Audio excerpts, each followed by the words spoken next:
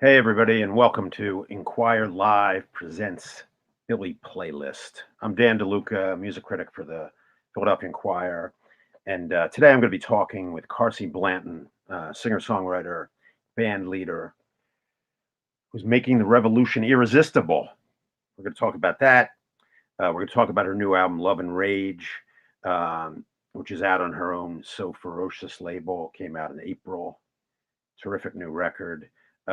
She's going to be doing some shows in the Philadelphia area in the coming weeks in Doylestown and Lancaster. Um, and she plays the World Cafe in November. We'll talk about all that. And she's also going to play a couple songs for us, which should be really cool. Um, so that's coming up in a second. First, I want to go over a few housekeeping things. So if you're watching and you want to participate further in our interview and conversation, you could do that at any time. You could submit your own questions for our special guest, who once again is Carsey Blanton.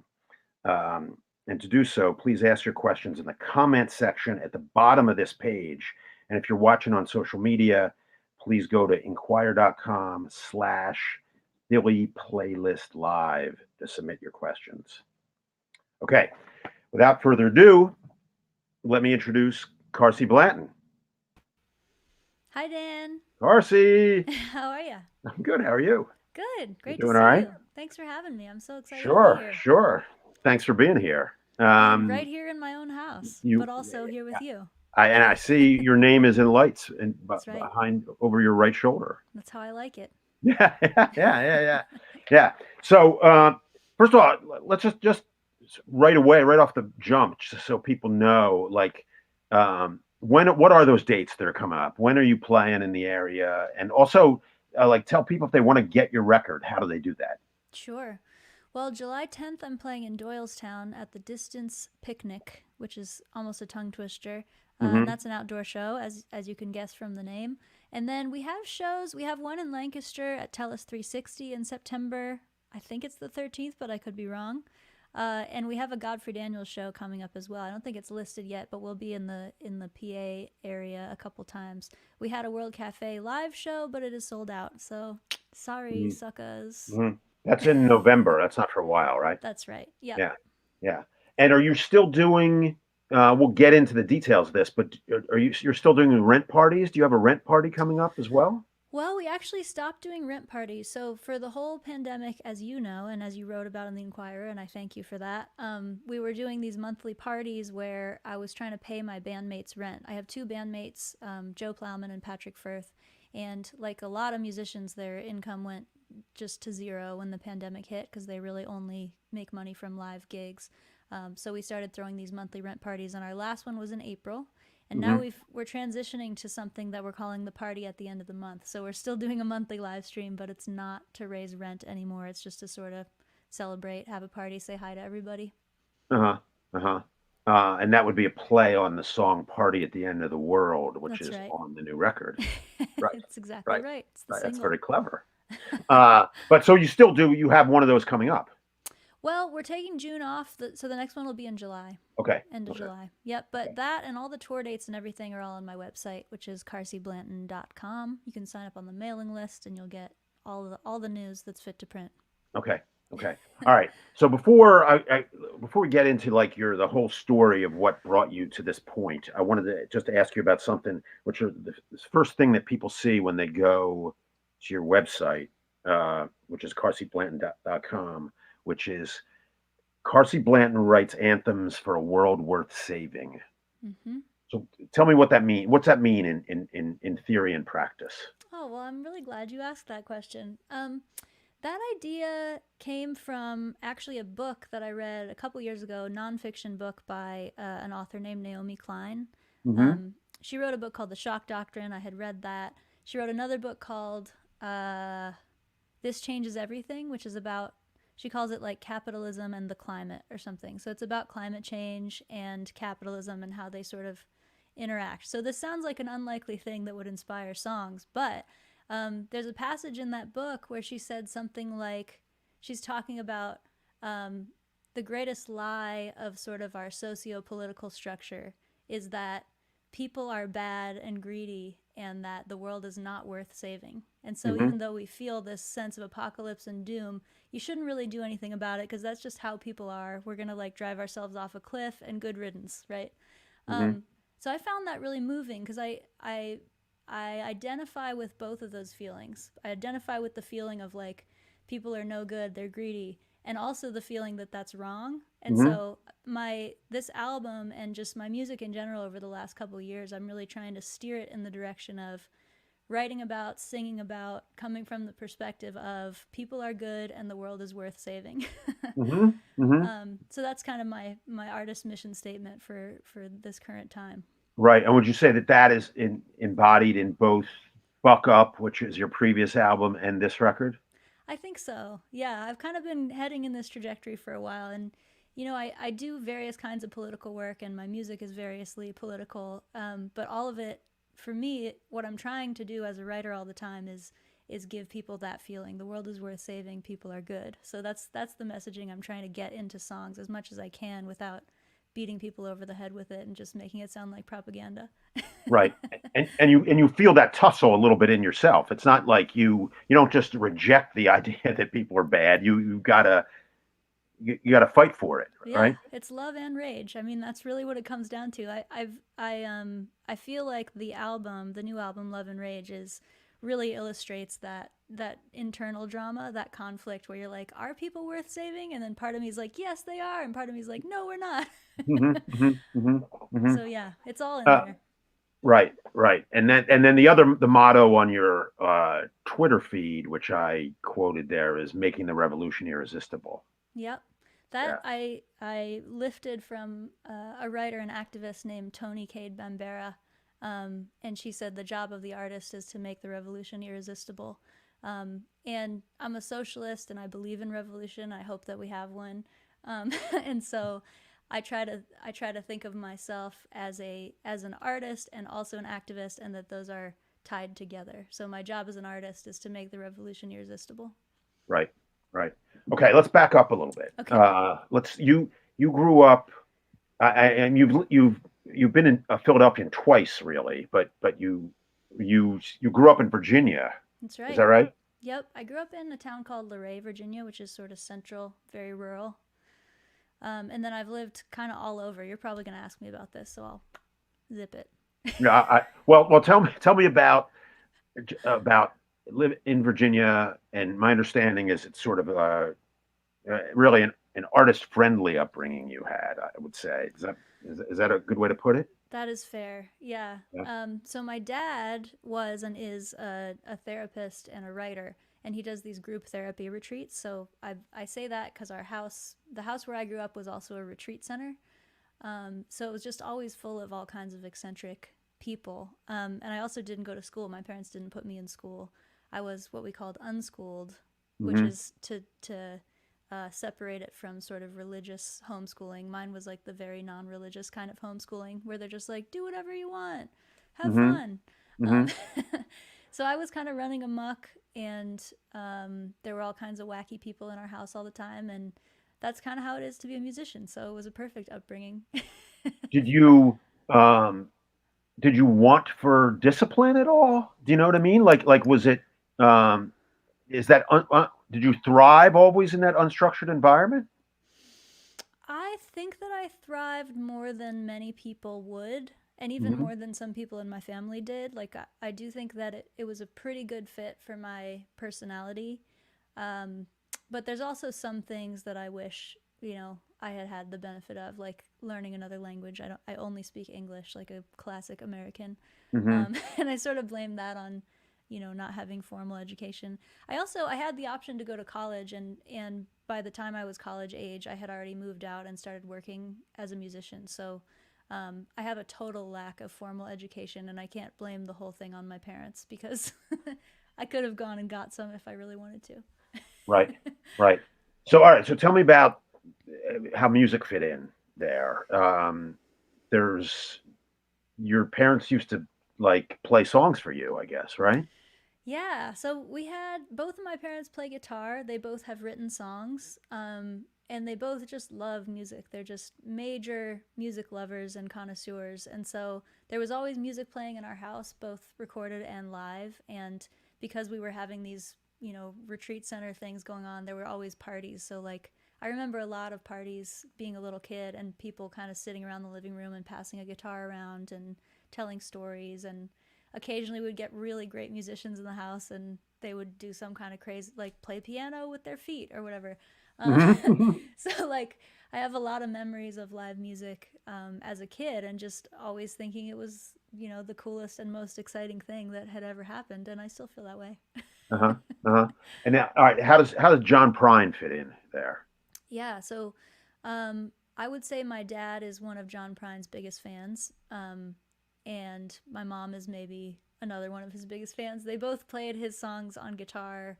I think my dad probably could still plays every song on that self-titled John Prine record with the hay bales.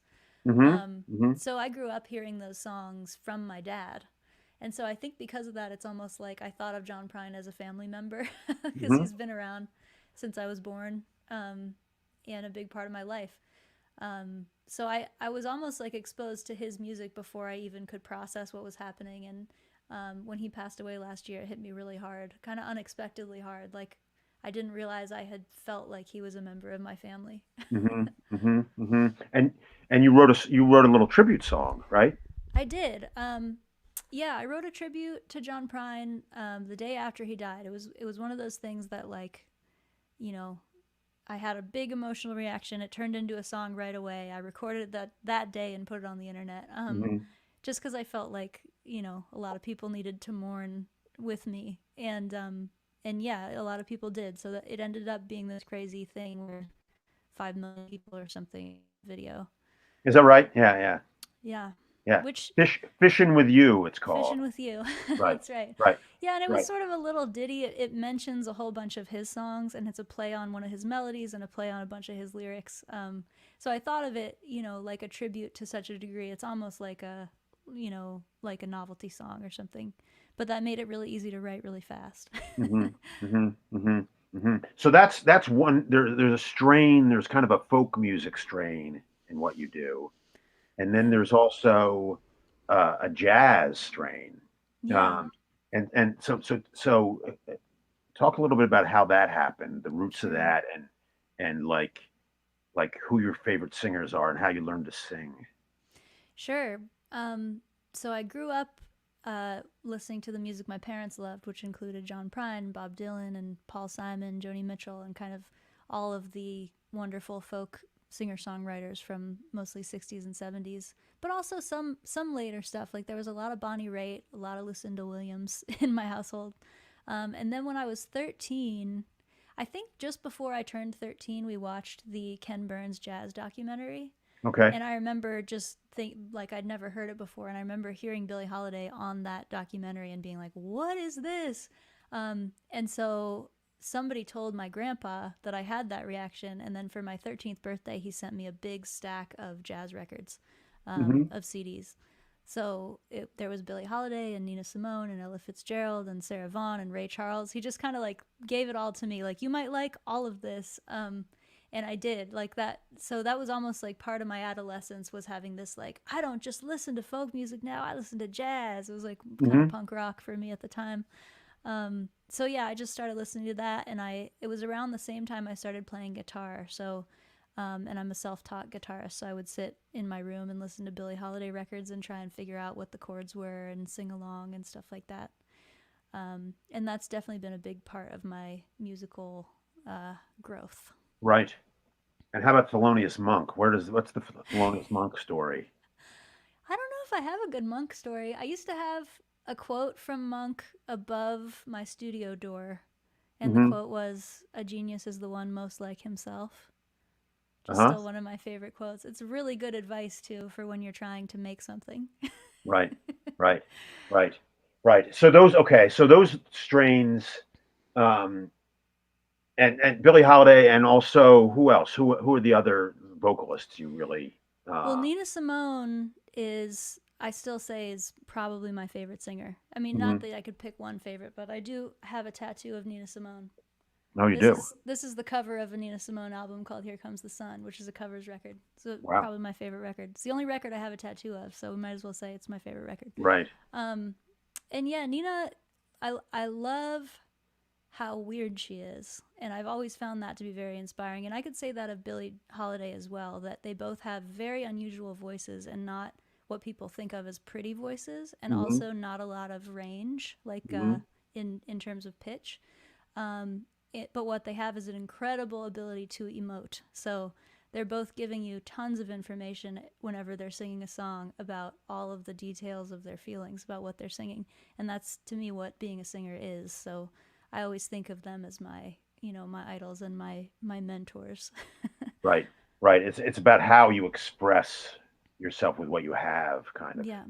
Yeah. Yeah, and it's like, people think of the voice as an instrument the same way that like clarinet is an instrument, and it's not, because you also can say words, and Hmm. so you have these all of these layers of meaning to work with. You have the words you're saying, and you have pitch, and you have phrasing and rhythm, and the way those things interact is so magical to me. Hmm. Hmm. And Nina Hmm. Simone is like the best ever, as far as Right. I'm concerned. So, okay, so you became a professional musician, and were you? I know you moved to Eugene, Oregon, right? Right. Yeah. Which is what? Is that like? That sounds like a place where you would go to live in a commune or something. Is that Yes, right? Is that that what that happened? is what I Is that did. what Yep. happened? Yep, I met a boy at summer camp. So I was 16.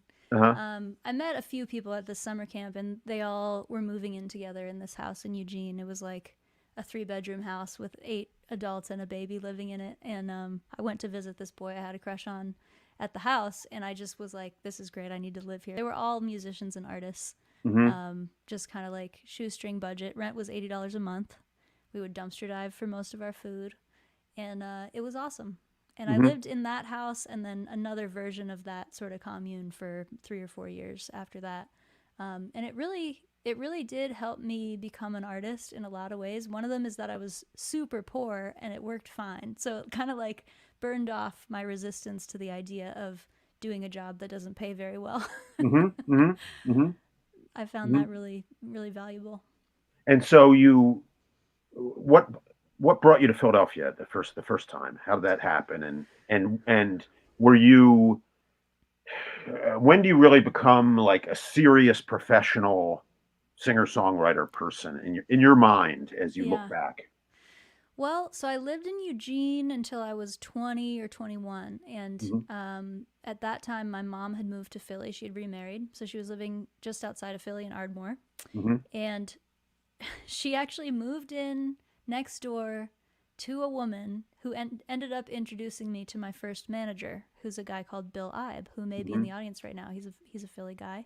Hmm. And so I sort of decided to move across country, start working with Bill, and try take a crack at being a professional musician all in one go. And I remember thinking before the move, like my thought was basically, well, I'm 20 now, so I can try this for a year, and if it doesn't work, then I'll know that I tried it. But if I don't try it now, I'm always going to wonder what would have happened. Uh-huh. Uh-huh. So it was Uh-huh. very much just like a, well, let's see, we'll throw it against the wall and see what sticks. And what's funny is like I had all these dreams of like I'm gonna do this for 1 year, and at the end of 1 year, I'm gonna be selling out 1,000 seat venues. I'm gonna be opening for whatever, Cheryl Crow on a world tour or something. Hmm. And none of that stuff happened. Hmm. but Hmm. but by the end of the year, I was hooked. And I've just done it since then because it's a really fun job, even when you're not super successful at it. Right. Right. So the chance element there is that your mom lives next door to this woman who happens to know this manager who is EIB, who is managed Ames Lee and people like that, and Yep. and could really help you. Yeah, and I think he was still managing Amos Lee at the time, and Amos had just put out his debut record that was huge Hmm. and which I loved. So it also Hmm. felt like this kind of a window into this, music scene that I found really inspiring in Right. Philly. And Right. Philly does have a great music scene, Dan, Hmm. I gotta Hmm. say. There's Hmm. still a lot happening in Philly. Right. Right. Have you reconnected with that a little bit since you've been back? A little bit. I mean, I haven't been able to play shows, so not physically, but I have a lot of great musician friends here, and it does feel good to be sort of back in this little tri-state area of Right. of Right. music. Right. But so the your career starts to like pick up enough momentum that it becomes a career at Yeah, that point, right? I And then guess at some point, so. yeah, yeah, When I yeah, look back now, I'm like, was it? I don't know. yeah, I was right, having enough fun to keep doing it. That was really what's happening. right, right, right. And then you moved to New Orleans at some point. Yeah. Yeah, so for me, I think that for the first 4 or 5 years of being a professional musician, I got really obsessed with trying to be successful and playing as many gigs as possible and trying to get a booking agent, trying to make enough money and trying to put a band together and all these sort of like what I think of as the business side of the music business. Hmm. And I found that I was losing touch with sort of the really fun part for me, which is the creative process, writing and Hmm. making records and stuff. And so I had gone to New Orleans a couple times on tour, and I found it to be such a creatively grounded place. Like everybody in New Orleans, it felt like to me, is just making music for the sake of making music, and there's very little industry down there. And it Hmm. sort of has this different pace where it's like you're not under pressure to constantly produce stuff. So part of my reasoning for moving to New Orleans was just to kind of escape the speed of the Northeast and the kind Hmm. of professional expectations. And I did that, and then I was there for a long time, and then it sort of the pendulum swung the other way, and I was like, okay, I could use a little bit of expectation now. Right. Do you are you want to do that song? Oh sure, Yeah. This is a song that I'll sort of introduce a little bit as you get sure. ready. It um, that is on Love and Rage, and it's sort of a bridge to you coming back here to Philadelphia, right? Because That's exactly right. you were thinking about. I think you told me earlier that when you wrote it, you didn't know you were saying goodbye, Yeah, right? that's right. Yeah, it was one of those songs where I sort of, it's like, it was a message from my subconscious mind to my conscious mind, like, hey, time to leave New Orleans. But Hmm. I wrote the song before realizing that that was the plan. Right. And yeah, this is a perfect song to play because it really does sum up all my feelings about New Orleans in 3 minutes. It'll be very Okay. succinct. You hear the Go guitar ahead. okay? Good. Yeah.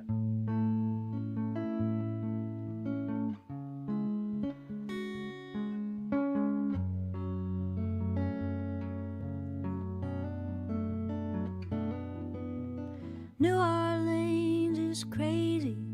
There's nothing she won't do. And if you hang around with her, she'll make you do it too. From the mouth of the Mississippi to the banks of Pontchartrain, black and greasy be thy heart, hallowed be thy name, hallowed be thy name.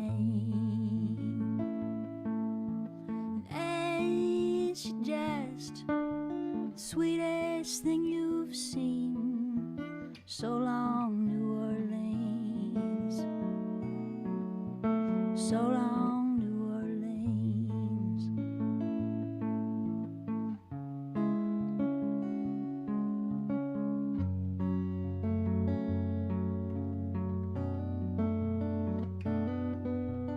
There ain't nowhere better, and there ain't nowhere worse. And when you think she's blessing you, you're bound to get her curse.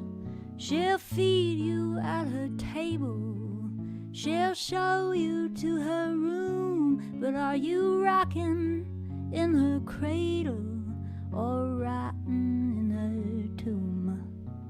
Rotting in her tomb.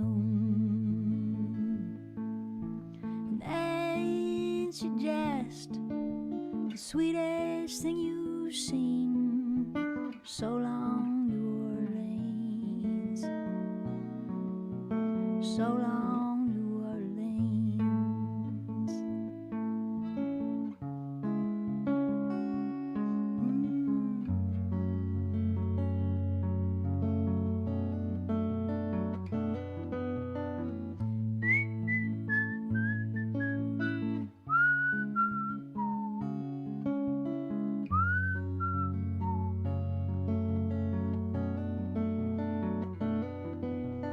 New Orleans is tragic.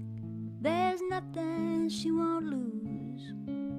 If she ain't taking water, she's giving us the blues. From the mouth of the Mississippi to the banks of Pontchartrain, black and greasy be thy heart, hallowed be thy name, hallowed be thy name.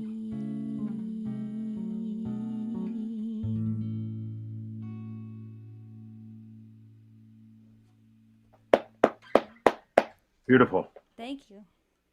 I love the whistling, among other things. Thanks.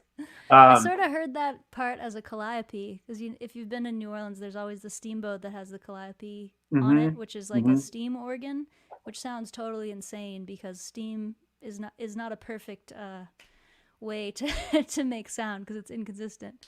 So if it Right. had been on a calliope, it'd be like, Mhm, mhm.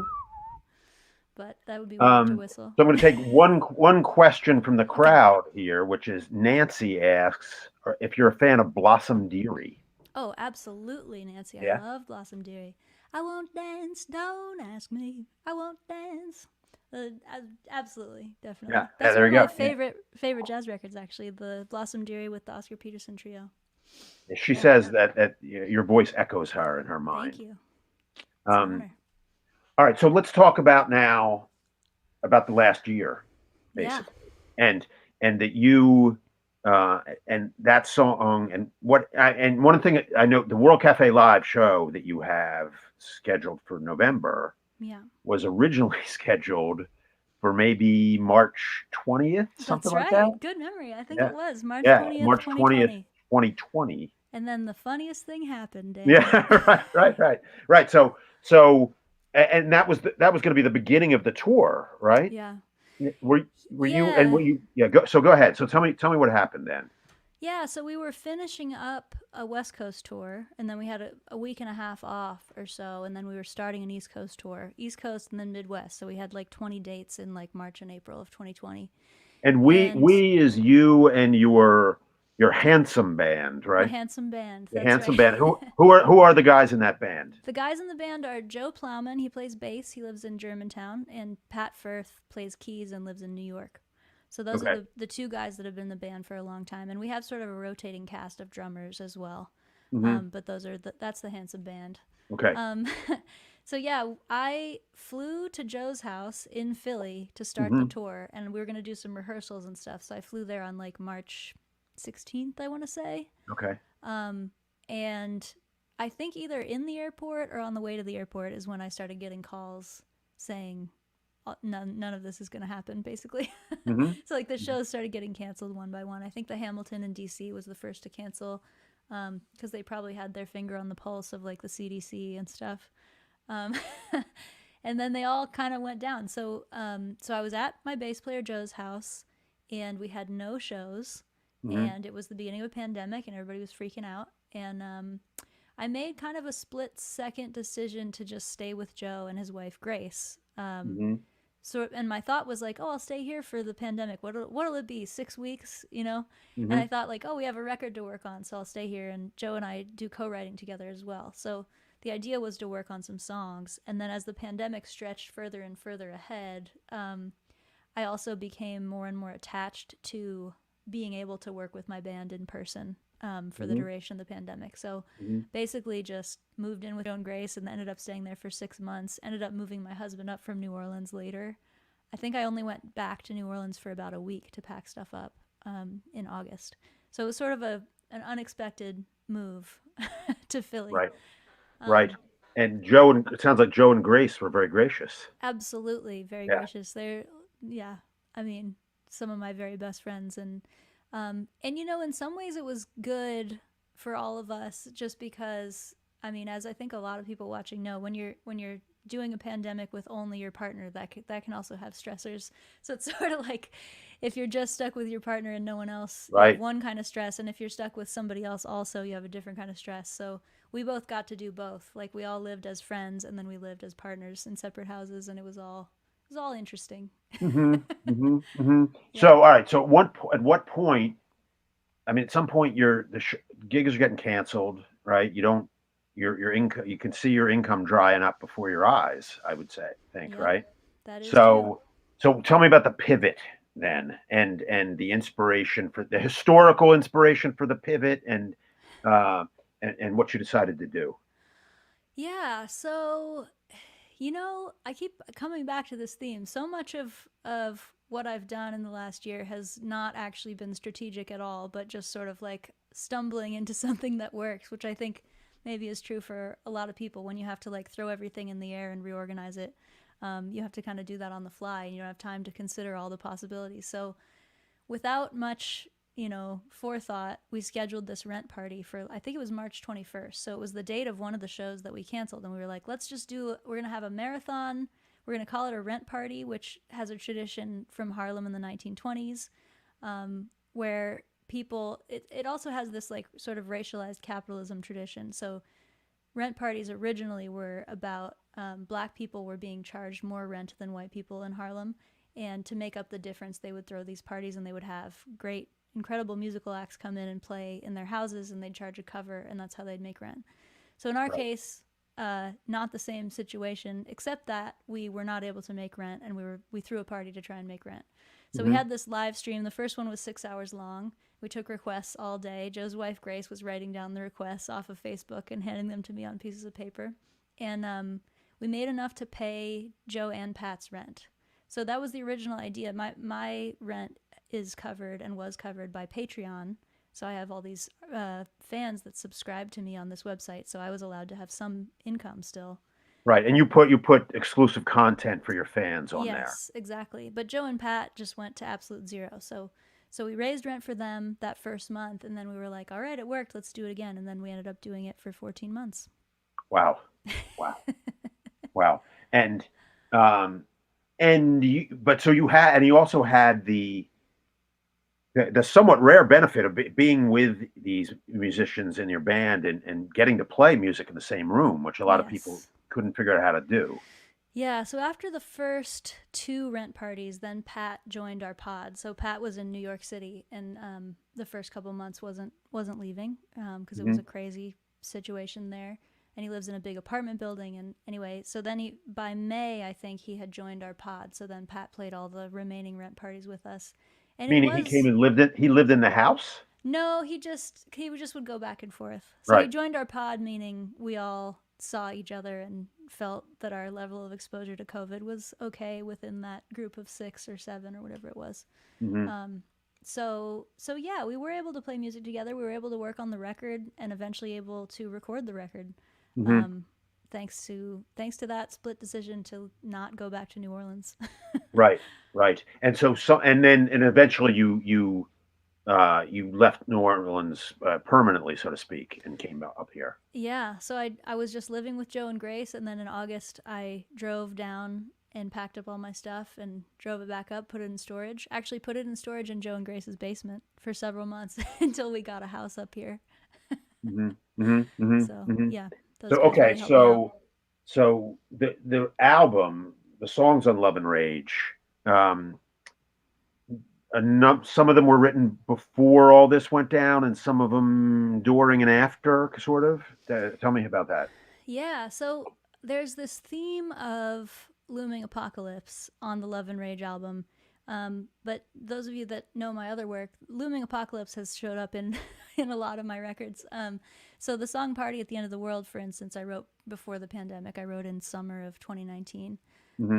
and that's just because I think a lot of people will relate to this. If you're politically aware, if you're paying attention to sort of environmental and social trends, it's easy to feel like the world's about to end all the time, pandemic or no. Like the pandemic didn't help, but Hmm. but it was already true beforehand. So yeah, there's sort of this theme already with the songs that I had going into the pandemic of like being afraid that society will collapse and trying to take care of each other despite this feeling of apocalypse being around all the time. Right, and there's political content on Buck Up as well. I mean, there's Yeah. which by the way, people is also a great record. Thank you. But which has like that song "American Kid." Hmm. it's woven into everything. Like that song "Jacket" as well, right? You're just a Democrat. I'm a revolutionary. Right, Yeah. right, right, right. But so okay, so then tell me how the situation during the pandemic and like then the protests and the unrest on the street in Philadelphia impacted your writing, your outlook, the record. Gosh. Well, it's so interesting. Like, and I don't know how many people relate to this, but I feel like I've been on this, going through this paradigm shift that has taken, I don't know, 5 or 6 years at least. How long was Trump president? Yeah, through the second Only four. through the second Obama term is actually when I started having this feeling of paradigm shift. And I think it for me it started because I was so excited about Obama and worked for his campaign and was thrilled that he got reelected, voted for him twice. But then by the end of his second term, I started having this feeling of disillusionment of like, okay, this guy is a good guy. Why couldn't he fix all of this? Like, Mhm, and mhm, this healthcare is better than no healthcare, but it's not that great for a rich country. mhm, so, mhm, so I think I started becoming disillusioned during Obama's second term, and then when Trump got elected, it felt like this big, like confirmation of my worst fears. And then when the pandemic happened, it felt similar. It felt like this confirmation of the feeling that the way that we're running society is not to the benefit of the most people that it could be, and mhm, that a lot of it is sort of arbitrary, and it's easy to fall out of the middle class and sort of be forgotten, and it's easy to die of COVID because you have to work your job, right? mhm, So I think all those events for me have kind of pushed me further and further down this path of feeling like, I grew up. This is what the song American Kid is about, by the way. I grew up feeling like, American democracy works great. And if we just keep doing it for a few more years, we're going to get to like this ultimate, beautiful, perfect democracy where everybody's taken care of. And then over the last 6, 7 years, I've sort of gone through this process of being like, well, mhm, it works all right. American mhm, democracy is pretty good. Could be better. Some other democracies do it better. Hopefully, we'll do it better in the future. Maybe we have to tear the whole thing down and start over. mhm. So yeah, the pandemic I think confirmed a lot of those feelings for me, where it's like, wow, we're pretty bad at public health. Okay. And also, as soon as people don't have to go to work, that's when you start getting widespread activism like we saw in the protests, Mhm, which is mhm. inspiring. That part was inspiring for me. Right, but and then you were at the some of the George Floyd protests, right? Yeah. And Yeah. dealt with some like serious stuff there. Yeah, so I was at the now famous June 1st protest in Center City, where a lot of people walked onto 676 peacefully onto the highway, and then tanks drove in, and a lot of people got kettled on the highway Hmm. and tear gassed and arrested. And my brother was one of those people, so I was watching from the highway and seeing all that unfold. You And were you were up above watching, or where were you? I was up above. Yeah, I didn't go onto the highway. Uh, But I was up above and I was filming for part of it, and then a tank rolled up and they started setting off flashbangs, and we ran away. hmm. So I didn't see the whole thing unfold, but then my brother ended up being arrested, and I went to get him at the precinct, and he kind of told me everything that had happened. And then you guys did your journalism about that event, and the New York Times did, and it all kind of came out over the next month Hmm. how severely mishandled that protest had been. Hmm. Hmm. Um, but yeah, so that night, I believe, after I got my brother at the police precinct, I came home and finished the song Down in the Streets. Hmm. Okay, so you had started that before, I had started it. I'd actually been working on it for a while, and I couldn't get the chorus. And then in the streets, I realized the song was called Down in the Streets. right? You want to do that? Sure. Yeah. Yeah. Yes. Yes. Yes. This would be like a mostly rage song of the Love and Rage That's songs. that is So, right. so love is also part of it, right? Yeah, we'll get to the love at the end. That works for me. Yeah. Um, yeah, although this one has a line in it, "All our rage and all our love," which is where the Right. album title comes from. So this is kind of both the love and the Hmm. rage in one song. The one other thing I want to say about it is just that the character in the song who I'm speaking to is Mama. So it starts with me saying Mama, and I think that for me represents this sort of generational divide that a lot of people started seeing, where it's like a lot of younger people are having to try and explain to their parents and their uncles and aunts and whoever else why all this is happening.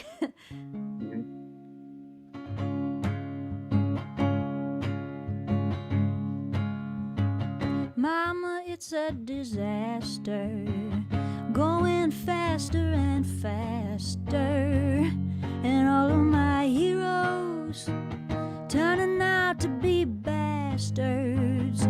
Ain't no peace to be found in this company town, 'cause the house will keep winning till we burn the house down. So all my friends in the streets tonight, we go singing.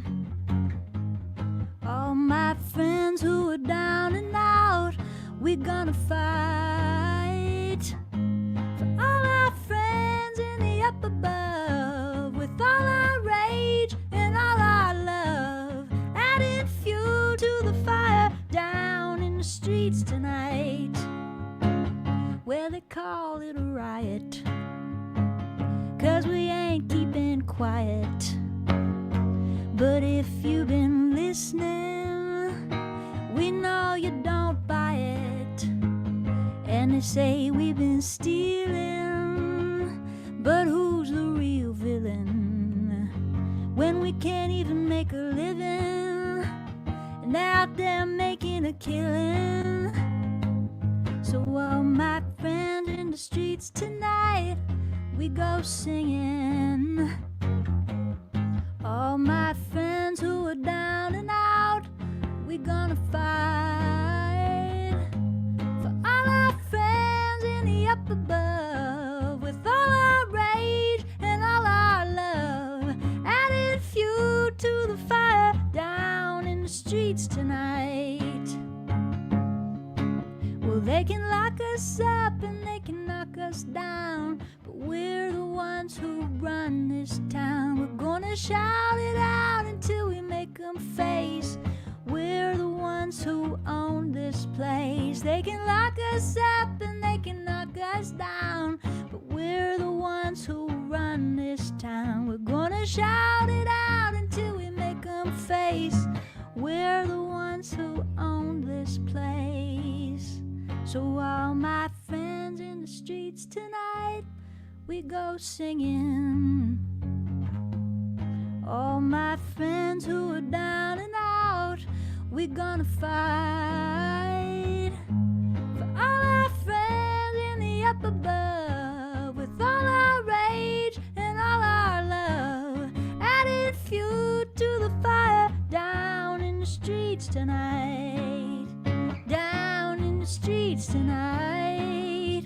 Down in the streets tonight.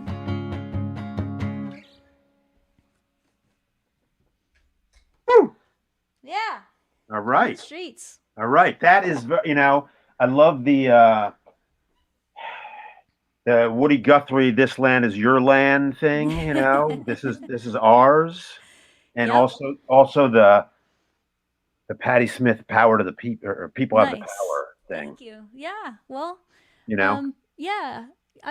I've been thinking about protest songs a lot for the last few years, and like, wow, we really need some more of those. Like, we need some new ones that people can sing now. So, so that's one of the ones that I'm just trying to be part of that tradition. So thank you. It feels genuinely populist in a real the good kind of populist way.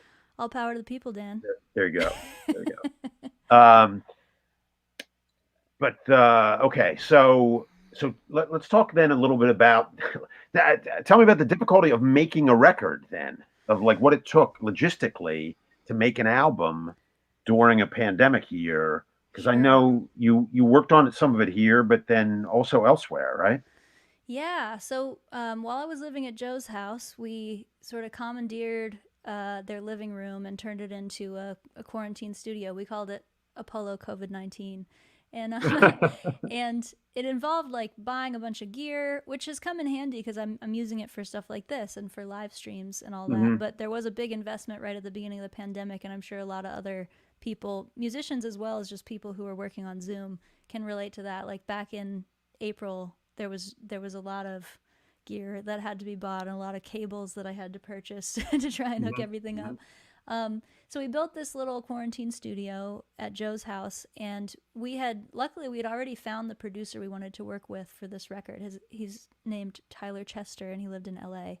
And he was really game right out the gate. He was like, "This is gonna be great. We're all gonna be home. Everyone's gonna have so much time. We can get anybody to play on the record now." So he was Hmm. like one of the few people I talked to right at the beginning who was excited about quarantine. He was like, "We're About the gonna get so much possibilities. work done." Yeah. Right, right, So right. he helped me set up this studio, and then we had these Zoom sessions where we'd be on Zoom, and I would play something and then send him the file. He would import it into his own Pro Tools, listen to it, and then produce me, give me feedback, and have me re-record it. And also stuff like where to put a microphone and how to get rid of a buzz, like all this stuff that sound engineers know how to do, but artists such as myself never learned how to do it because usually there's somebody else plugging everything in at a Hmm. studio.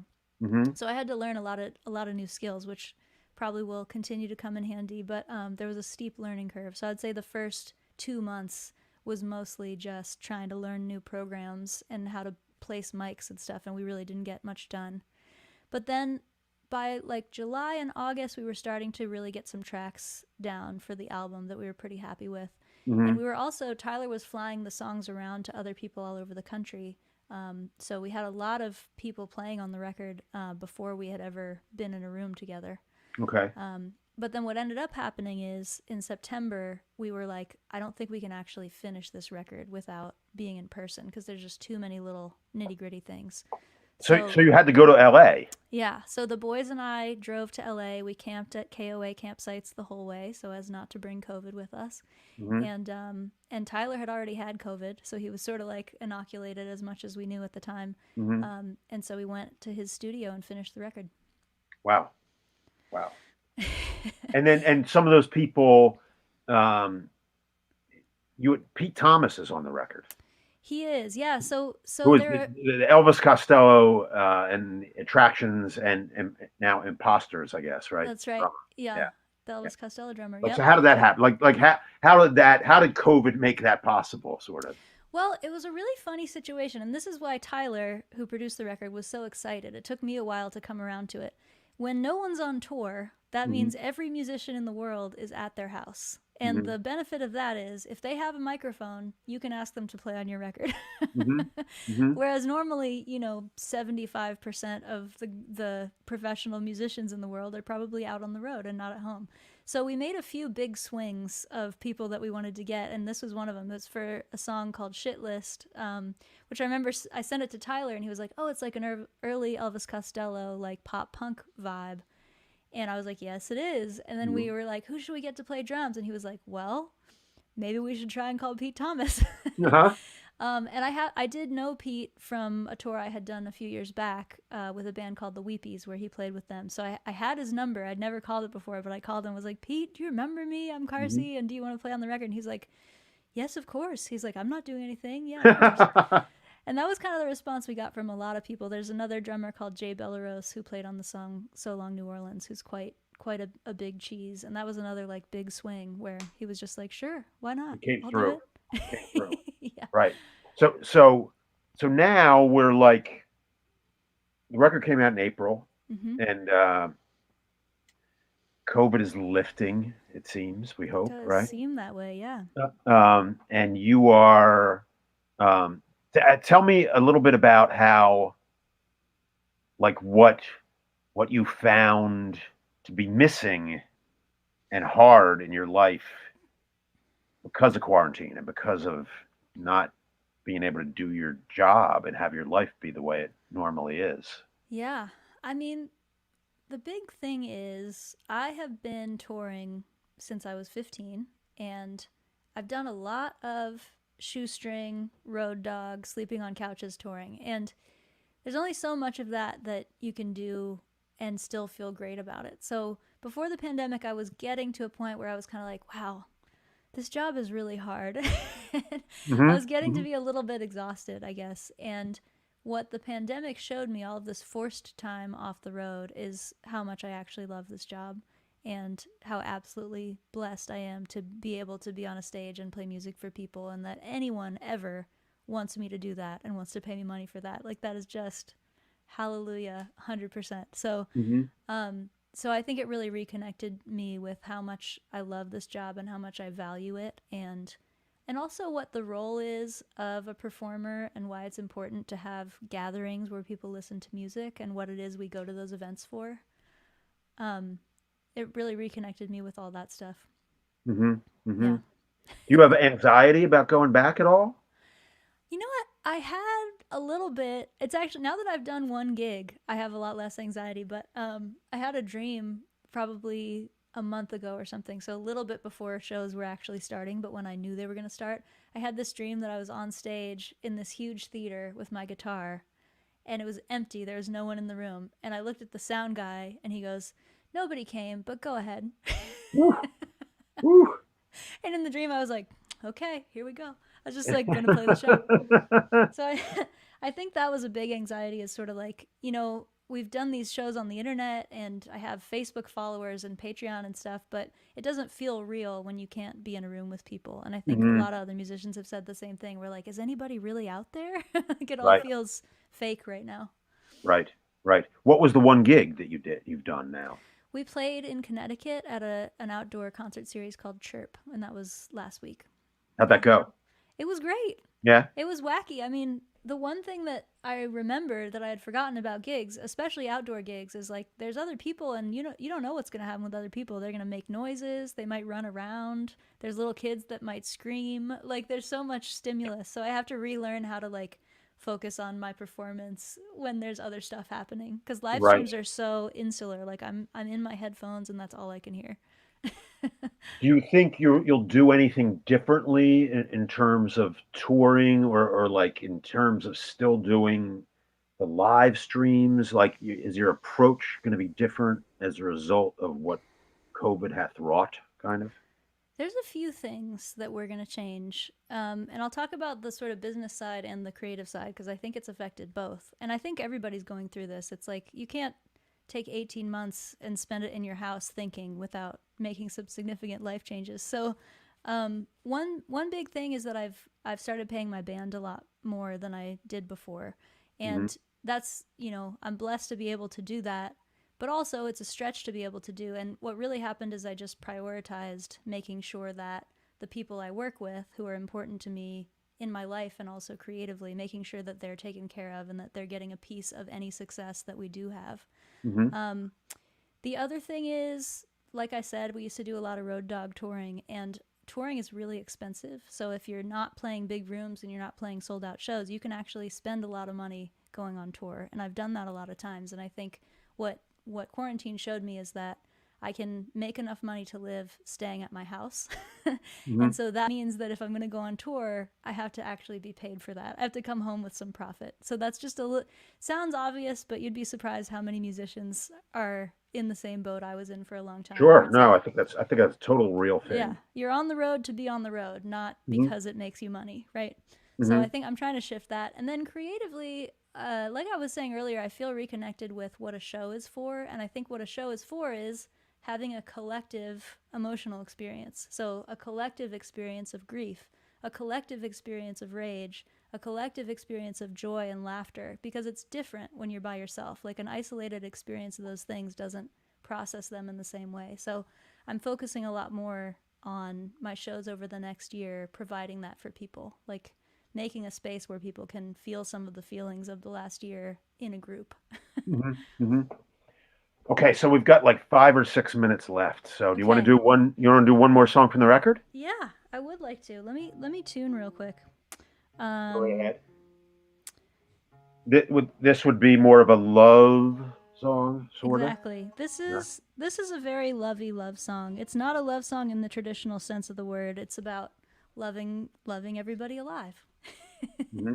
And this was actually one of the last songs I wrote for the record. And I wanted one more on the love side so that there wasn't quite as much darkness and rage in the album.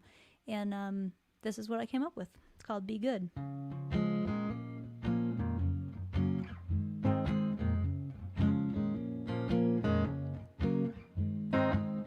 Jesus Christ was a handsome man. He had nothing to hide. He said, give bread to the hungry, bring the homeless inside. Jesus Christ was a dangerous man. That's the way that he died, saying, be good to the people you love and love everybody alive. Be good to the people. Be good to the people. Be good to the people you love and love everybody alive. Dr. King was a preacher. He had God on his side. He said, all God's children are brothers. Don't cast your brother aside. Dr. King was a dangerous man. That's the way that he died, saying, be good to the people you love and love everybody alive. Be good to the people. Be good to the people. Be good to the people you love and love everybody alive. Well, there ain't nothing more criminal than kindness. And there ain't nothing more valuable than blindness. And they'll make anyone a martyr who remind us everybody got a right to be free. Be good to the people. Be good to the people. Be good to the people you love and love everybody alive. Love everybody alive. Love everybody alive. Excellent. Thank you. Thanks for that. We are just about to wrap up here. I think we Okay. have a minute and a half left, maybe, whatever. So I want to thank you. This was great. It was a Thank you tremendous so much. conversation. My pleasure. The fabulous Carsey Blanton, everybody. Thanks for everybody for watching. Um, and yeah, this was great. So thanks. And this has been Inquirer Live presents Philly Playlist with me, Dan DeLuca of the Philadelphia Inquirer, and Carsey Blanton. And Thanks so much, Dan. thank you. See you later. Really a pleasure. Bye, everybody. See you See out ya. there in the world, the real All world. right. Okay. Yeah.